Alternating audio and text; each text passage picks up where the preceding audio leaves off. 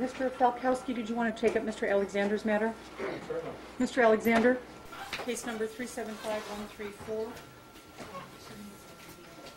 Oh, hang on just a second, Mr. Falkowski. Mr. Alexander has asked for a video of the proceeding. Excuse me, are you attempting to serve me something, sir? Your Honor, for the record, I gave Mr. Alexander some advance sheets. Your Honor, I would object at this time.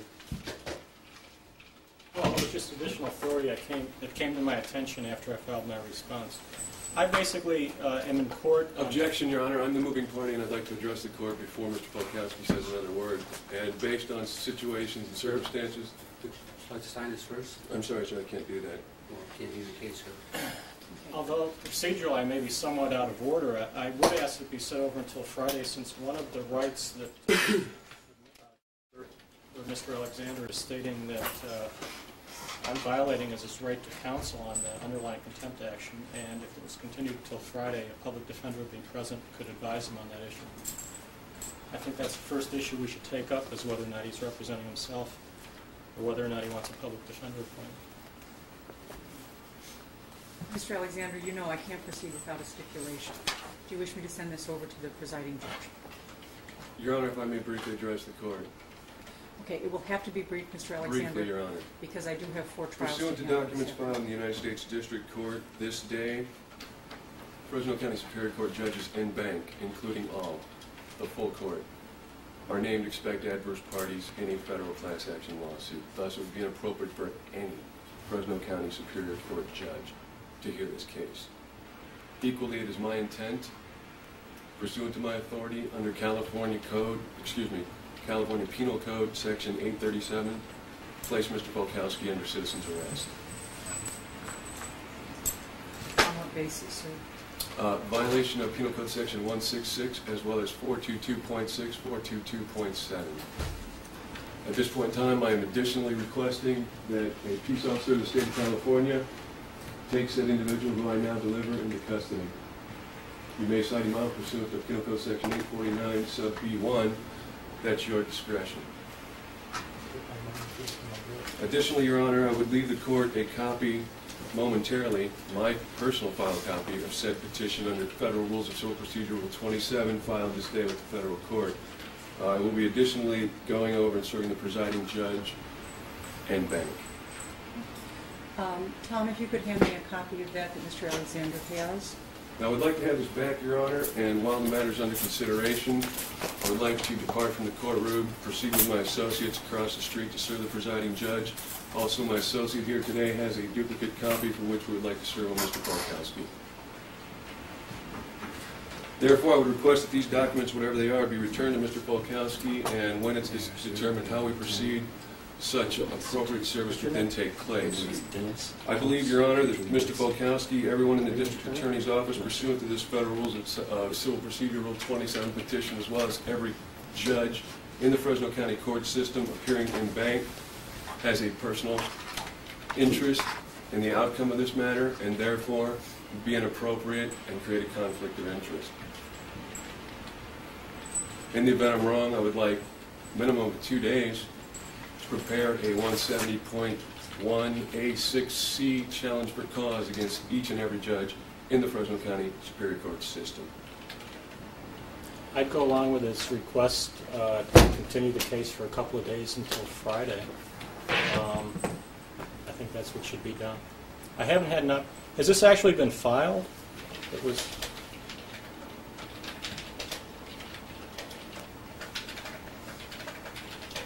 My copy indicates that it has been lodged with the clerk of the U.S. District Court.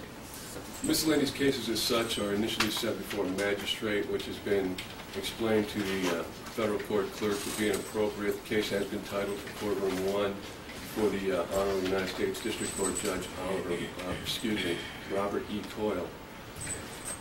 When cases as such and a petition as such are filed, they are assigned at the interim a miscellaneous case number, and therefore they are only logged and not officially filed until it actually goes to the magistrate and then proceeds to the federal court judge for review.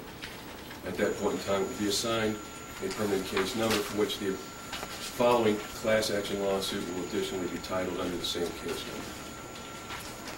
Again, I was just given a copy of it a minute ago, and there's no named defendants. Expected adverse parties, I believe, are listed on page 6.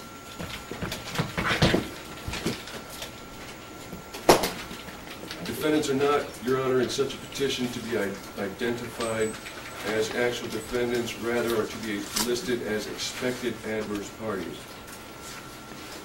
And that is in compliance with Federal Rules of Civil Procedure Rule 27.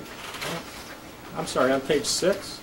Excuse me, page 8, number 4, James Polkowski, Deputy District Attorney, County of Fresno, ETAL, Family Support Division, number 77777, P.O. Box. Thank you, I found it.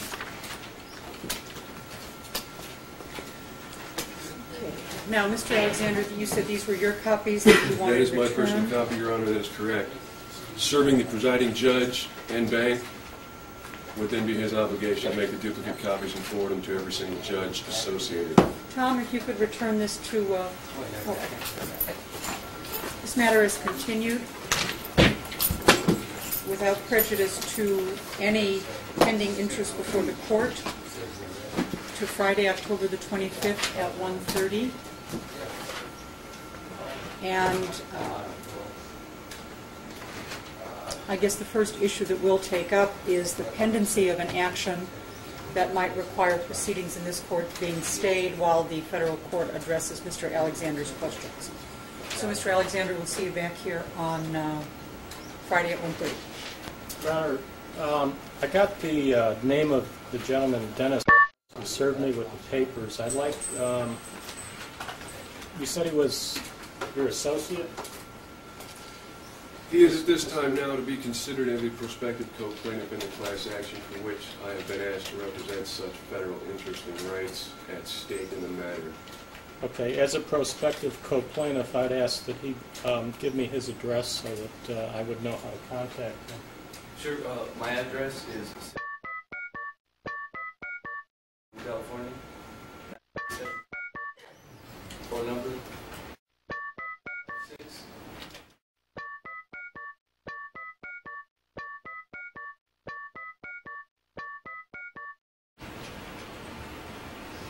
Okay, and are you participating in the citizen's arrest? No, sir, he is not. He's not, you're not participating? No, sir, he is not. He can answer for himself. No, sir. You're not participating? No. Okay.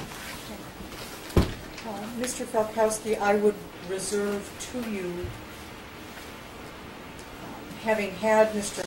identified today as a prospective co-plaintiff, I'm not certain what, if any, effect that would have upon the validity of service by a party. You would, of course, be, I would reserve, simply as a procedural matter, your right to object to that service if he is in fact deemed to be a party to the action. Your Honor, having not directly considered that at the moment, we could return that document and Mr. or Mr. You'd like to serve him? I've already been served. He's not Well, let's complaining at this avoid- point. let's I am avoid any- simply, just a second. Your Mr. Honor? Alexander, just a second. Mr. Falkowski, you're excused. Mr. Alexander, this matter is continued to Friday at 1:30. Thank you, Your Honor. Is Mr. Falkowski being taken into custody pursuant to my deliverance to this California peace officer? Mr. Falkowski is subject to the jurisdiction of this court, and he will respond when the court orders him to do so. Let the record reflect as such, Your Honor. Thank you very much. Yeah. When may I obtain my video copy of today's proceedings, Your Honor? As soon as the proceedings are concluded, we'll pull the tape out and give it to you. Thank you, Your Honor. I'll return at the end of the court's business this day. Thank you. Actually, It wasn't on record because you guys proceeded before I put the tape in the machine. Isn't that amazing? I can make that copy off that tape at the end of the day, and I will give you a call, and you will have your picture. Thank you kindly, ma'am.